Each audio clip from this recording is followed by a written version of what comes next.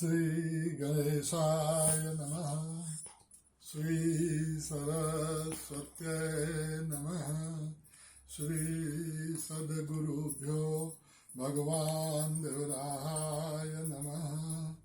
ओम देवराहाय दिगंबराय मंचासीनाय नमो नमः। शरीरं स्वरूपं तथा वा कलत्रं यतश्चारुचेतां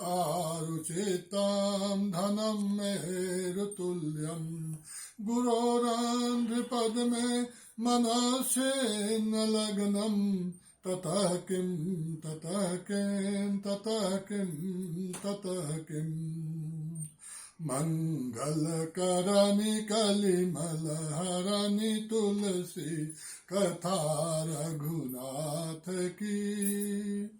श्री राम जय जय राम, जय सिया राम जय सिया राम। यत्र रामो भयं नात्र नास्ति तत्र पराभव। श्रुति कहती है मातृ देवो भव, पितृ देवो भव। हमारी वैदिक संस्कृति में देवताओं का बड़ा मान सम्मान और आदर किया जाता है,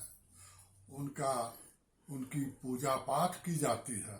तो उसी तरह से वो बताते हैं कि जो हमारे माता हैं, जो हमारे पिता हैं, इनका भी आदर सम्मान मान हमें उसी तरीके से करना चाहिए। The parents, they are the living gods on this planet. Brahm moves without feet. It performs all the action without hand. बिनु पद चलई सुनई बिनु काना, और कर बिनु कर्म करई विधि नाना. That is Brahm. To conceive that idea, it's not easy at all. It's very, very difficult. But to see the same Brahm in front of us in our daily life, you can do it. You can witness it in the form of your parents who are always mobile, who eat the way you eat, who perform all the actions with their hand, they move with their feet, and they relinquish all their desires, all their need, all the comforts of this world for sake of their kids. And the same kids, they disgrace them, they don't respect them, they look down upon them, which the Vedic Sanskriti, Sanatan Sanskriti, the Hinduism never justifies.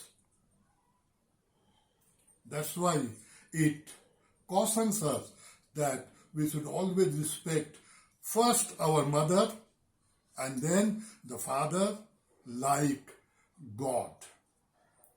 In case you have ignored your parents in this life and they are still alive, it is not late. Start respecting them, start looking after them, provide all their needs with effect from today. Otherwise, you become one of the gravest sinners in this world, which even the God, even the Brahm will never forgive you. तो हमारी जो संस्कृति है वो हमें बताती है, हमें इस रास्ते पे चलाती है कि हम अपने माता पिता को भगवान के तुल्य देखें, भगवान के तुल्य समझें और सदैव उनकी सेवा करें।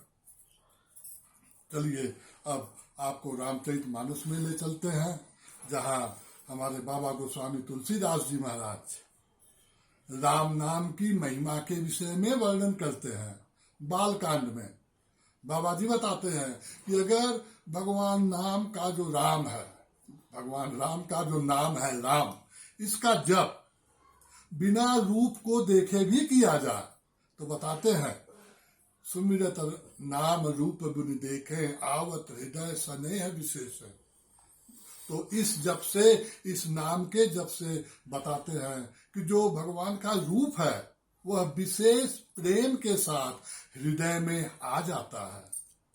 और जिन लोगों को भी अपने अपने शरीर के अंदर, अपने हृदय में और शरीर के बाहर इस दृश्य जगत में प्रकाश चाहिए, उजाला चाहिए, ज्ञान चाहिए, तो उसको क्या करना चाहिए? उसको सदैव अपनी जीभ पे भगवान राम का जो नाम है राम, उसे हमेशा रखना चाहिए, उसका सदैव जप करना चाहिए। तभी हमारी जिंदगी से अंधकार भागेगा और हम सदैव प्रकाश में रहेंगे। बाबा गोस्वामी तुलसीदास जी महाराज योगियों के विषय में कहते हैं कि जो वैराग्य से भरे पड़े हैं, जो इस दृश्य जगत के सच्चाई को जान गए हैं, वह भी यह जो नाम है राम, इसको अपने जीव से जपते हुए ही जागते हैं। और तब उन्हें जो ब्रह्म का सुख है, जिसके विषय में आप कुछ नहीं कह सकते, वो कैसा दिखता है, उसका रूप क्या है, उसका नाम क्या है, इस नाम राम के प्रभाव के कारण ही उस ब्रह्म सुख का वह अनुभव करते हैं। बाबा गोस्वामी तुलसीदास महाराज की लेखनी लिखती है, बाबा जी कहते हैं, नाम जी है जपी जागहि जोगी, बिरत बिरांची प्रपंच वियोगी।